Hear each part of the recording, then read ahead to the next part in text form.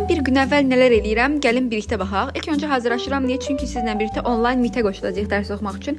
Həqiqətən mən çox əyləndim. Mənim üçün çox verimli oldu. Sizin rəylərinizdən və buradakı ürəklərdən də gördüyümüz kimi qoşulanlar üçün də çox verimli olub. Ondan sonra keçirəm hazırlaşmağa. Niyə? Çünki sirkə gedəcəyik. Özümə söz vermişəm ki, həyatımın balansını həmişə qoruyacağam. Sosial həyat, dərs və iş balansını. Ona görə də hazırlaşdım, gedirəm sirkə. Gediləcək hər yerə gecikmək kimi bir huyum var. Nifrət edirəm bu huydan.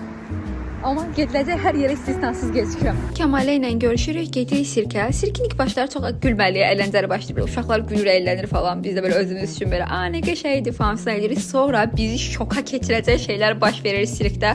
Motor göstərisi oldu. Kəmalə ilə ağzımız 5 qarış açıq bir şəkildə izlədik. İndi görəcəksiniz. Yəni siz motosikletlərə qarşı mənim çox belə bilinməyən bir zaafım var. Yəni biri motosiklet sürəndə ya da birini motorla görəndə mən istəmsizcə o insanın etkilənirəm. Və həqiqətən çox sözlərlə ifadə edəcəm.